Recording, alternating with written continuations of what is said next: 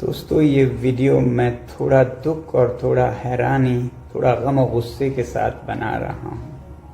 अपने भाइयों और बहनों के छात्रों के लिए 26 दिन भूखा रहने के बाद, जिसमें कि मेरे 11 किलो शरीर ख़त्म हो चुका है, मसल्स चले गए हैं, ऑर्गन और दिमाग पर इरिवर्सिबल डैमेज लगभग होने के कागार पर पहुंचा है, और वो भी लद्दाख की कड़कती ठंड से दिल्ली की तपती धूप में बैठकर ये सब करने के बाद क्या मुझे किसी से कैरेक्टर सर्टिफिकेट लेनी होगी कि मेरा अनशन कितना पवित्र था? मैंने तोड़ा तो किसके हाथों तोड़ा, उसके हाथों क्यों तोड़ा, इसके हाथों क्यों नहीं तोड़ा, क्या डील हुआ, क्या सौदा हुआ, ये सब मुझे जवाब देना होगा। मैं कल से अब तरल लिक्विड फूड ले रहा हूँ, पी रहा हूँ, तो थोड़ी सी शरीर में जान आई है। बदकिस्मती से वो जान मुझे इसमें देनी पड़ रही है, दुख के साथ कह रहा हूँ। मगर सुबह से मुझे बहुत से लोग फ़ोन करके या पोस्ट दिखाकर कह रहे हैं कि आप पर बहुत सवाल उठाए जा रहे हैं, आपने इनसे क्यों अनशन तोड़वाया, केंद्रीय मंत्रियों से क्यों नहीं तोड़वाया, किसी और से क्यों नहीं तोड़वाया, क्या डील हुआ है, सौदा हुआ है। ये सब मुझे जवाब देना होगा। अगर सौदा करना होता, डील करना होता, तो क्या 26 दिन भूखे रहना पड़ता है? कितनों ने डील किए हैं, आपने देखा होगा। क्या वो इस तरह से डील करते हैं? क्या मैं आलीशान एयर कंडीशन कमरे में बैठ के डील सौदा नहीं कर सकता था? मुझे यहाँ दिल्ली की गर्मी में बाहर रोड साइड पर बैठकर डील करना पड़ता। धिक्कार है ऐसे देश पर जिसमें ऐसे दिमागों की उपज होती है, जिसमें से ऐसे नीच ख्यालात निकलते हैं।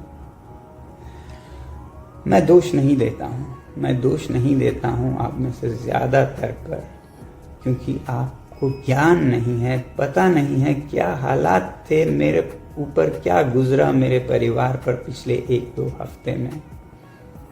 इसलिए आप लोग ऐसा शायद कह रहे हैं, और कुछ लोग शायद जान कर कह रहे हैं, पता है उन्हें। इसलिए पहले बात सुनने से पहले उसका बैकग्राउंड ज़रूर देखिएगा। क्या उन्हें कोई खुंदक है? क्या वो किसी पॉलिटिकल पार्टी से हैं, जिस पॉलिटिकल पार्टी को किसी और पॉलिटिकल पार्टी से कुछ खुंदक है? या वो न्यूट्रल कोई आदमी कह रहे हैं? अगर न्यूट्रल कह रहे हैं तो ज़रूर उनकी बात सुनिएगा और मुझे भी बताइएगा। मैं जवाब देने की अभी भी कोशिश करूँगा, समझें या न समझें, मगर मेरी सद्भावना है और मेरा आपके साथ सिंपैथी है।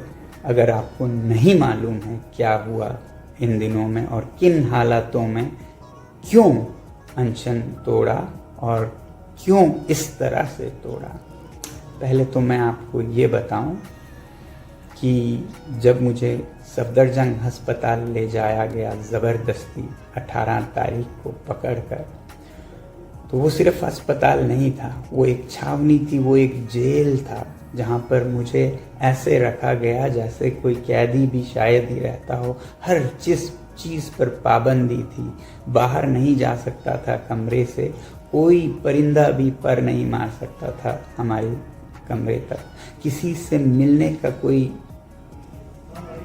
वो नहीं था अधिकार। मुझे सिर्फ 3 रिश्तेदार रह सकते थे, कोई संचार का मोबाइल फ़ोन, लैपटॉप नहीं रख पाता था मैं, कहीं कोई कुछ संदेश नहीं भेज पाता था। आप लोगों को मैं किसी तरह नैपकिन पेपर पर लिख कर भेजता था, वो भी कभी कभी जब्त किए जाते थे ज़्यादातर। और मुझसे मिलने मेरे रिश्तेदार, मेरे दोस्त जो लद्दाख से आते थे, ख़ास हवाई जहाज़ के लंदन के बराबर टिकट देके, उन्हें भी वापस कर दिया गया।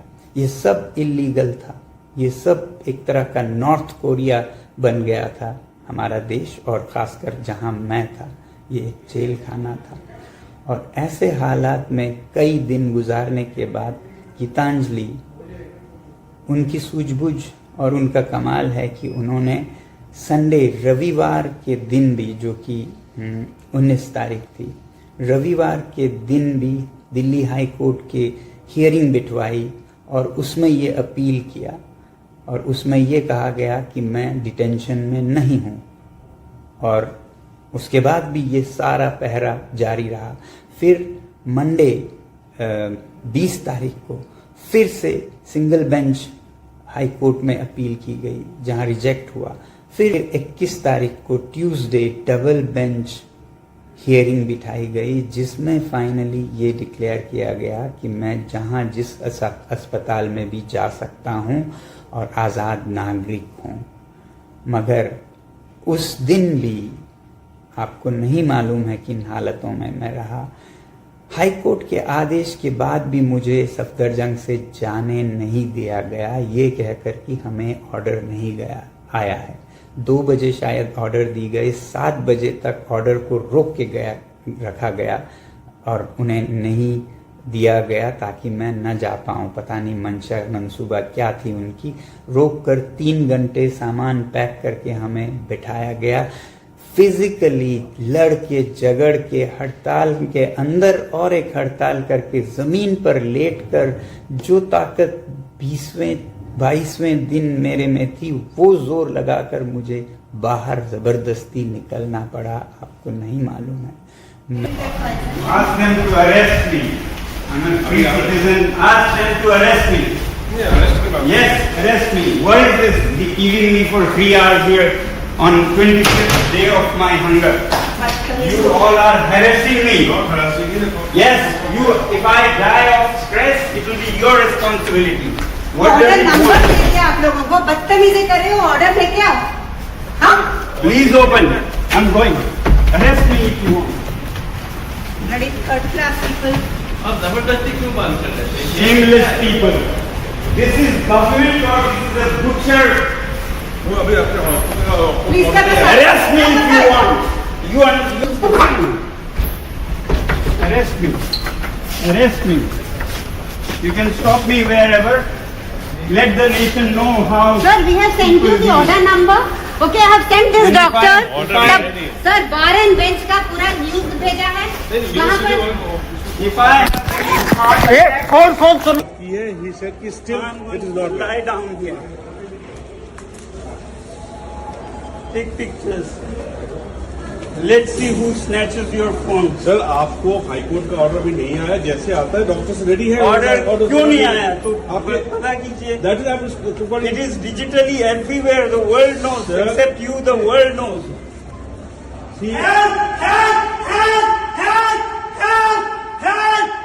मैंने भी ये वीडियोस जारी नहीं किए, ये सोचकर कि किसी मासूम, तो क्या कहूँ, हेल्पलेस पुलिस अधिकारी के चेहरे आ जाएं, उनके नौकरी पर बात आ जाए, इसलिए नहीं रिलीज किया। अब ये बात आई है तो मैं कुछ अंश दिखाऊंगा। ये वीडियोस भी बाहर ना जाएं, इस पर हमारे फोन पर छीना झपटी हुई, तोड़ फोड़ हुआ और हमने किसी भी तरह ये वीडियोस रखे, मगर मैं रिलीज नहीं कर रहा हूँ। छोटा आपको एक नमूना दिखाऊंगा।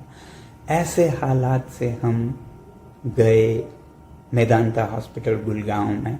हमने सोचा अब हम आज़ाद नागरिक हैं, यहाँ पर आज़ादी होगी, मगर नहीं। हमें बाद में पता चला यहाँ भी वैसी ही छावनी बनाई गई।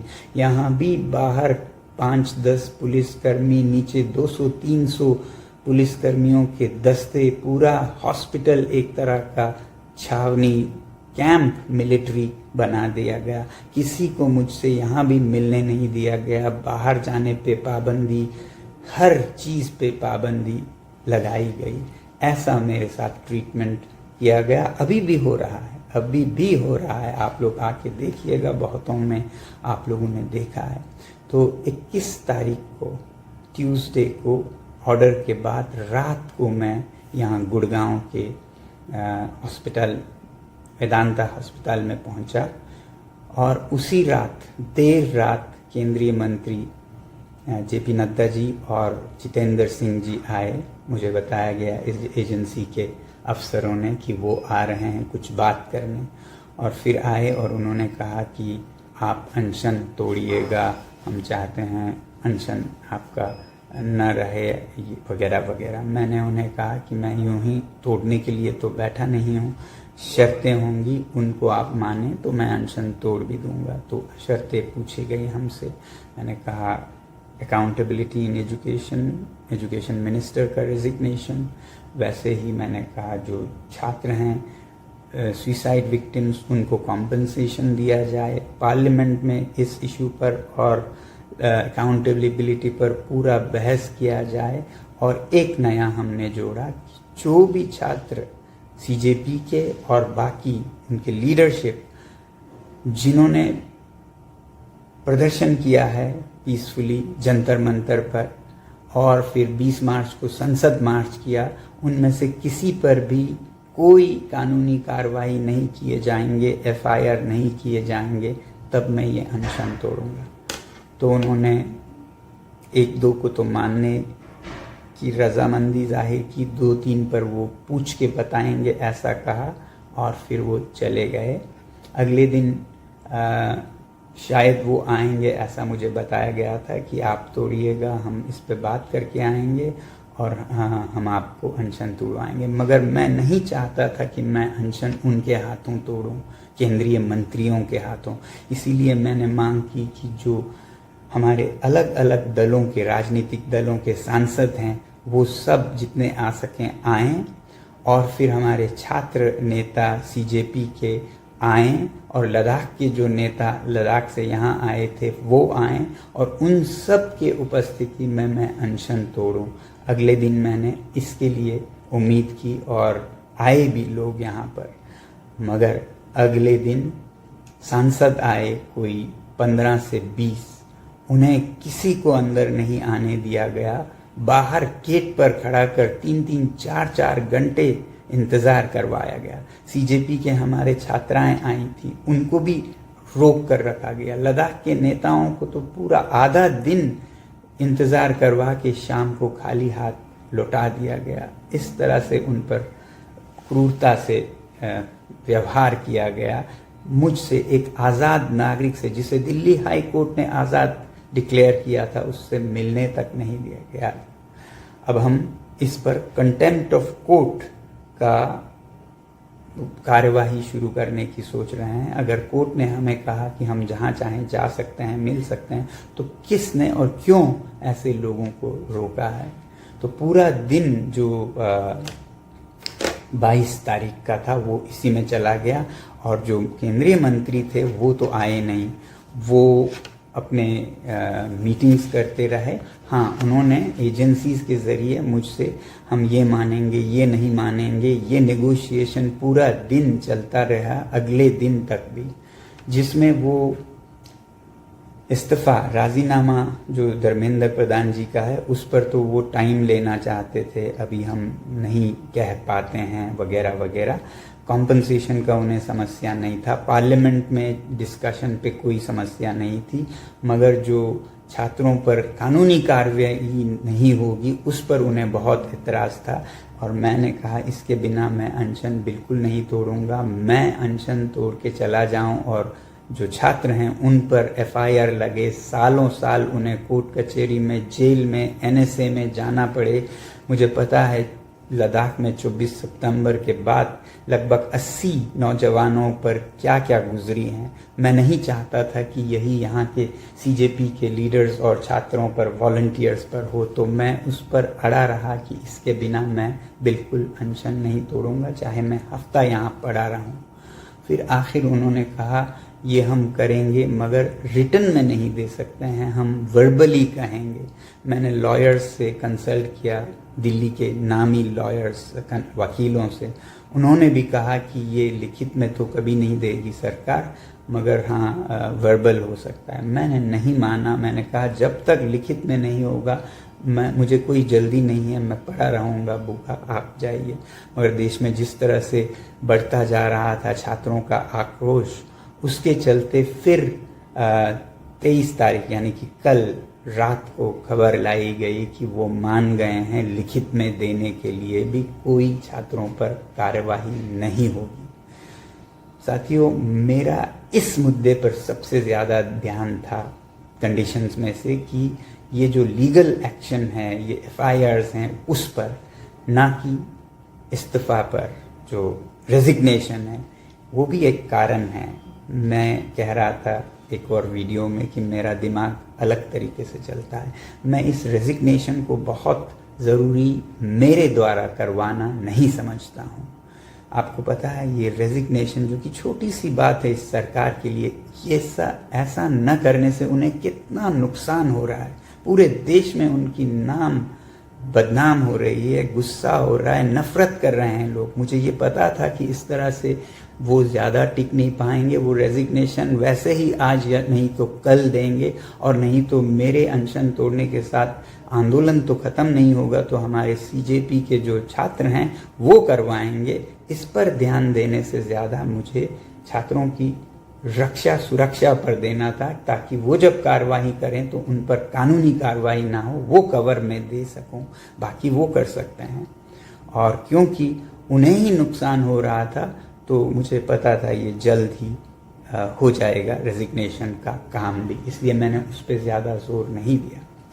फिर कल रात को लगभग 12 बजे, रात के 12 बजे, जबकि दिन में इतने सारे लोग आए थे, छात्र आए थे, नेता आए थे, एमपीज आए थे, जो कि ये अंडरस्टैंडिंग और ये अनशन तोड़ने के लिए आए थे। मेरी डिमांड यही थी कि मैं सबके उपस्थिति में ये अनशन तोड़ूंगा, जहां मंत्री भी होंगे, जिनसे हमने कॉम्पनसेशन लेना है, ये गारंटी लेना है कि कोई कार्रवाई नहीं होगी, उनका उपस्थित होना भी ज़रूरी है। साथ में हर एक पार्टी के, मैंने कहा था 2-2 एमपीज होंगे, सीजेपी के नेता होंगे, लद्दाख के नेता होंगे, मगर उन सब को वापस करने के बाद फिर कल रात को कोई 12 बजे मुझे बताया गया कि मंत्री अभी आ रहे हैं, वो मान गए हैं ये अनशन तोड़वाने पर, लिखित में भी देने पर। अब एक तरफ मेरा सबसे बड़ा डर और ये जल्दी करने का कारण ये था कि आपको याद होगा दिल्ली में हालात इस तरह बनते जा रहे थे कि कभी भी कोई बहुत बड़ा क्रैकडाउन हो सकता है। कल रात को जो मैं वीडियोस देख पा रहा था उससे लग रहा था कि कनॉट प्लेस एरिया में बहुत बड़ा कुछ होने वाला है। आप ही लोग रिपोर्ट दे रहे थे, और मुझे बार बार याद आ रहा था लद्दाख का 24 सितंबर, जिसमें बहुत बेरहमी से पुलिस और सीआरपीएफ ने गोलियां सर में, सीने में मार के लद्दाख के युवाओं का कत्लेआम किया था, और वो यहाँ हो सकता है इसका मुझे डर था। और अगर ऐसा कुछ होता है तो फिर ये अनशन का मतलब ही नहीं रहेगा। इसलिए अगर मैं अनशन तोड़ूं और ये डिफ्यूज़ कर सकूं तो शायद हिंसा रोक सकूं, ऐसा सोचकर मैं राज़ी हुआ अनशन तोड़ने को। मगर मैंने कहा मुझे इनके उपस्थिति में ही सिर्फ नहीं तोड़ना है, मुझे और लीडर्स को बुलाना है। मगर रात के 12 बजे मैं किसे बुलाता, और बुलाता भी तो घंटे लग जाते, और मिनिस्टर्स वहाँ से लगभग निकल पड़े थे। तो आनन फानन में लद्दाख के जो नेता थे वो एक ही जगह पे रहते थे, चाणक्यपुरी लद्दाख भवन में एक ही जगह पे। तो उनको मैंने बुलाने की कोशिश की। मैंने उन्हें कहा कि लद्दाख के नेता भी होंगे कम से कम, और कोई ना हो तब मैं करूँगा। मगर ये एजेंसीज नहीं मानी। उन्होंने कहा नहीं, आप उनको नहीं बुला सकते हैं, इन्हीं के उपस्थिति में कीजिए। जिस पर मैंने बिल्कुल फुट डाउन करके कहा फिर मुझे कोई साइन नहीं करना है, ना ही अनशन तोड़ना है, रहने दीजिए। फिर वो बात करने लगे। उसी बीच मैंने सोचा इनसे पूछते रहने के बजाय मैंने फ़ोन किया लद्दाख के नेताओं को। मैंने कहा आप लोग गाड़ी लीजिए और चल पड़िए यहाँ के लिए, यहाँ आएंगे, देखा जाएगा। मैं आप लोगों की उपस्थिति के बिना सिर्फ 2 मंत्रियों की उपस्थिति में बिल्कुल अनशन नहीं तोड़ूंगा। तो लद्दाख के नेता वहाँ से निकल पड़े। जब निकल पड़ने लगे तब उन्होंने फिर मजबूर होकर उनको मदद करने लगे आने में भी। तो वो भी पहुँचे 12:30 बजे, उधर मंत्री भी पहुँचे। और क्योंकि कनॉट प्लेस में इतना बड़ा हादसा का डर था तो मैंने इसे और एक दिन टालने से मना या अच्छा नहीं समझा इसे। और जितना जल्दी मैं ये कह सकूं कि मैं अनशन भी तोड़ रहा हूं, कृपया शांति रखिए, बेहतर होगा देश के लिए। और एक जगह अगर हिंसा हो गई तो तमाम शहरों में हिंसा होगी। आप समझ सकते हैं क्या हो सकता है। आप घर बैठे सोफा पर से इसके साथ क्यों अनशन तोड़ा, उसके साथ क्यों नहीं तोड़ा। बहुत आसान है आपके लिए कहना कि इसमें क्या सौदा हुआ, क्या डील हुआ, बहुत आसान है। अपने ज़बान को ज़रा तोल कर बात कीजिएगा। कितना आप हानि कर सकते हैं किसी के दिल को जो हफ्तों से घर नहीं गया है, सड़क पर बैठा है भूखा प्यासा, उस पर ऐसा बोलते हुए आप लोगों में ज़रा भी रहम नहीं आई। मैं ये पूछना चाहता हूँ। तो ऐसे हालात में जब खतरा था विस्फोटक स्थिति का, तो लद्दाख के नेताओं को लाकर उनके साथ मैंने बाकायदा लिखवा कर लिया कि कोई कार्रवाई नहीं होगी छात्र नेताओं पर, छात्रों पर, सीजेपी पर, और फिर लिखवाया कि कॉम्पनसेशन होगा, पार्लियामेंट में डिस्कशन होगा। हाँ, मैंने अकाउंटेबिलिटी के बारे में उनसे ज़रूर कहा कि आप समय लेके भी करिए, मगर ये करना होगा। आपको जोर नहीं दिया क्योंकि मुझे पता है ये वैसे भी होने ही वाला है, तो मैं और 2 दिन के लिए इसको क्यों टालता। इस जितना जल्दी होता भारत की शांति के लिए ये उतना ही काम आता, ये अनशन का तोड़ना। तो ऐसे हालत में कल मेरा अनशन तोड़ना हुआ। मेरे सबसे बड़ा दुख था कि मुझे उन हालात में तोड़ना पड़ा, रात के 12:30 बजे, जिसमें मेरे साथी जो छात्र हैं वो भी नहीं आ पाए। जो एमपीज यहाँ आए थे मिलने के लिए मुझसे, जिनको मैं बुलाना चाहता था दोबारा ताकि मैं उनके उपस्थिति में उनके हाथों से भी लेकर अनशन तोड़ूं, वो नहीं आ पाए। वो मेरे दिल का सबसे बड़ा दुख होगा। मगर फिर कहते हैं ना, कभी किसी को मुकम्मल जहां नहीं मिलता, कहीं ज़मीं तो कहीं आसमान नहीं मिलता। 100% आपको हर चीज़ नहीं मिलता है, आपको निभाना पड़ता है। वही मैं आपसे भी कहूँगा, आप किसी भी विचारधारा के होंगे, आपको बीजेपी से समस्या होगी, आपको कांग्रेस से समस्या, आपको सोनम वांगचुक से समस्या होगी, मगर हर चीज़ में आपकी तमन्नाएं पूरी नहीं होंगी। खुंदक जो आपका है वो शायद पूरा नहीं होगा। कहीं पर हमें बैलेंस देखना पड़ता है। कहते हैं ताश के खेल में जीतने वाला वो नहीं है वो जो ज़्यादा किस्मत जिसकी चलती है, बल्कि वो है जिसे कब उठकर जाना है ये समझ आता है। तो मैं यही सोच रहा था, अब इसे रोकना होगा, नहीं तो अनर्थ हो सकता है देश में। तो ऐसे हालात में कल 12:30 बजे मैंने अनशन तोड़ा। अगर ये गलत था तो मैं कसूरवार हूँ, मुझे सज़ा दीजिए या मुझे माफ़ कर दीजिए। मैं शायद फिर ऐसा कभी गलती ना करूँ कि अपना पूरा ज़िंदगी दे के दिल्ली के सड़क पर इन हालातों में रहूँ। मगर नहीं, मेरा ख़्याल ये है कि आप अनजान हैं, आपको ख़्याल नहीं है क्या यहाँ हालात थे, कैसे मुझे रखा गया है, इस दिल्ली को कैसे नॉर्थ कोरिया बनाया गया है, जिस पर कि सवाल उठने चाहिए, जिस पर कि हम कोर्ट में भी चैलेंज करेंगे कि कैसे नागरिकों को ऐसे ट्रीट किया जाए जब दिल्ली हाई कोर्ट अपने फैसले सुनाती है। ये एक अलग चैप्टर है, मगर जो भी गुजरा है उसके बावजूद ये सब सहते हुए भूख के ऊपर ये सब हमने किया है। आपके लिए कहना बहुत आसान होता होगा, मगर हमारे लिए हर चीज़ में से गुजरना, उसे जीना और उसमें से फिर निकल कर आना उतना आसान नहीं है। तो थोड़ी सी आप भी मन में संवेदना रखिएगा, हमदर्दी रखिएगा हमारे साथ। अभी मैं उठ के खड़ा हो भी नहीं पाया हूँ कि ऐसी बातें जो कि दिल को चीर के जाती हैं सुनने के हालत में नहीं हूँ। कृपया अपने वाणी को लगाम दीजिएगा। बोलें तो प्यार की वाणी बोलिएगा, न बोलें तो ना ही बोलें, फिर वो ज़्यादा मेरे लिए मरहम होगा। आज इतना ही, धन्यवाद।